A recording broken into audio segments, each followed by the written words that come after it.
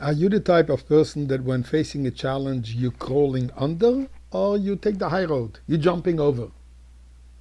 Let me discuss this soon, especially today in honor of the Rebbe Marash's birthday. But before this, let us say together chapter 124 and thanking Hashem and praying to Him for the miracle that we're all waiting for, the coming of Moshiach, which will solve all problems. Shir HaMalos LeDavid. Luli Adonai shoyer lanu yemano Yisrael, Luli Adonai shoyer lanu v'kum aleinu odom.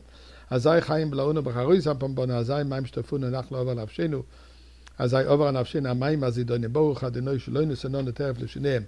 Nafshenu kitziponim l'to mepach yokshim apach nishbo v'natnu nimlotnu, ezreinu b'shem Adonai oisei shomayim v'oretz. Let us give some tzedakah.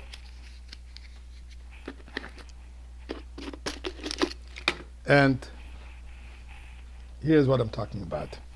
Today, the second day of Iyar, is the birthday of the Rebbe Marash. The Rebbe Marash is Reb Shmuel, who was the son of the Tzemach Tzedek, the fourth of the Chabad Rebbes in the Chabad dynasty. The Alter Rebbe, the Mittel Rebbe, the Tzemach Tzedek, and then the Rebbe Marash. So he was born the year 1834, corresponding to the Hebrew date, the creation date 5594.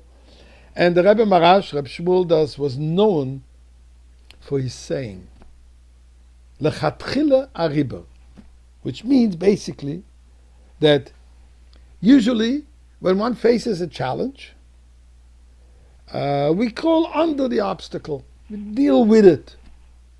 Says the Rebbe Marash, and I say, Lechatchila ariber, you leap over it right away. Now what does that mean? In practical terms, what does this mean? Leaping over, ignoring it? But it's there. So the answer is it's an attitude matter. And let me explain. A problem arises, we go into crisis mode.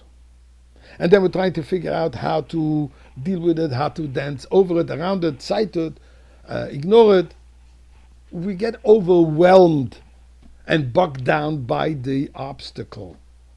Sometimes it could actually even paralyze us. Says the Mittel Rebbe, you have an obstacle, just go over it.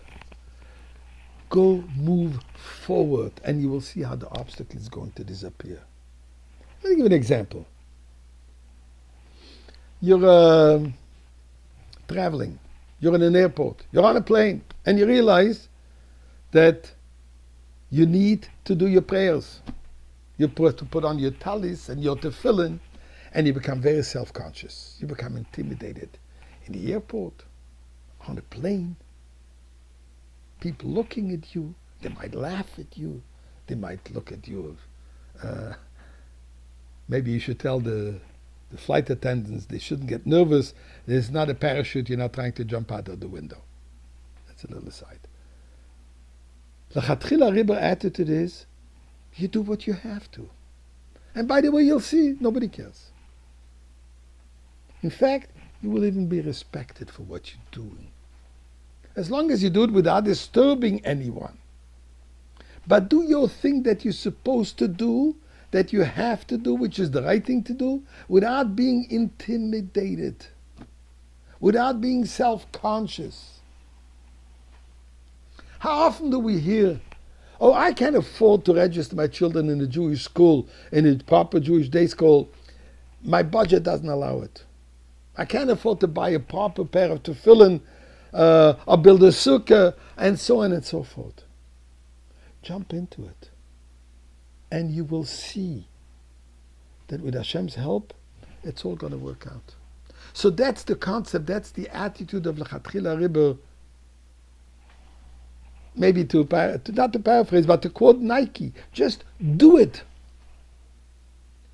And things will work out. Here's an interesting letter that the Rebbe writes to someone. The Rebbe writes, I've just received your letter in which you describe your present poor state of health.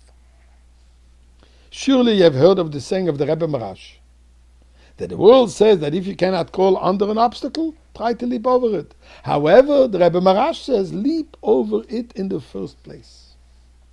Says the Rebbe, this applies in your case as well. Indeed, it would seem that the state of openly revealed joy should be delayed until after you are actually healed.